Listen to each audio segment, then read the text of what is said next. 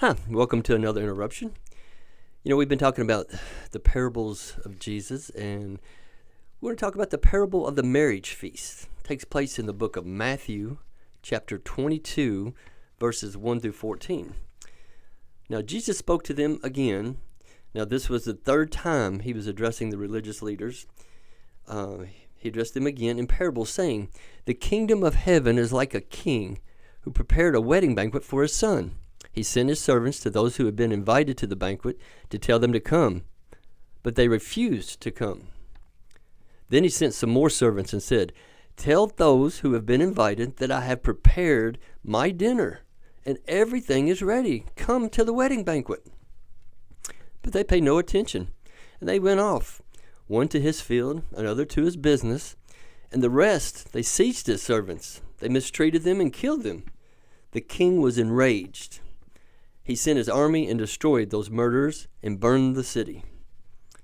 Sound familiar? Killing because they don't want the invitation?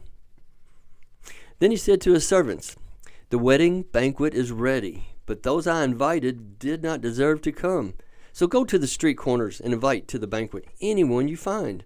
So the servants went out into the streets and gathered all the people they could find, the bad as well as the good, and the wedding hall was filled with guests. But when the king came in to see the guests, he noticed a man there who was not wearing wedding clothes. So he asked, "How did you get in here without wedding clothes, friend?" The man was speechless. The king told the attendants, "Tie him hand and foot, throw him outside into the darkness, where there will be weeping and gnashing of teeth."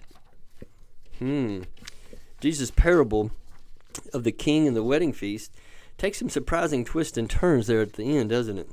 First, the king directs his messengers to invite all the common people they find in the street to come. This is because the original guests in the story, supposed to be the Jewish people, they refuse to come.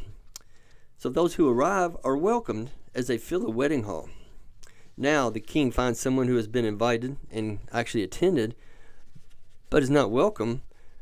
He asks the man how he was able to enter the feast without a wedding garment.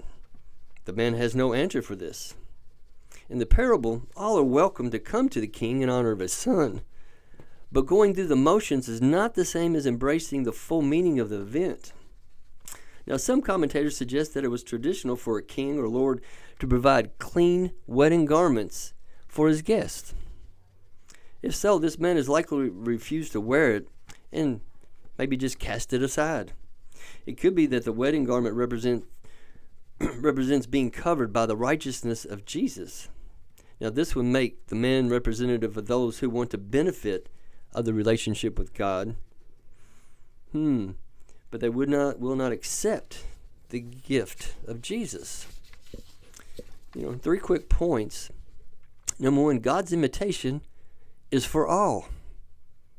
The king sending his servants to invite all whom they found to the feast represents God's offer of salvation being extended to everyone, not just the initially invited, the Jewish leaders.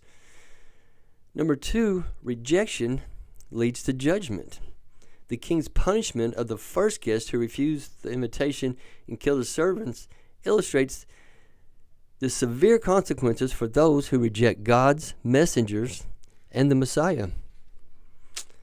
And the wedding garment was number 3. The guest without the proper attire is cast out, which symbolizes the need for a genuine inner transformation and a wedding garment of faith and righteousness to be a true participant in God's kingdom, not just an external pretender.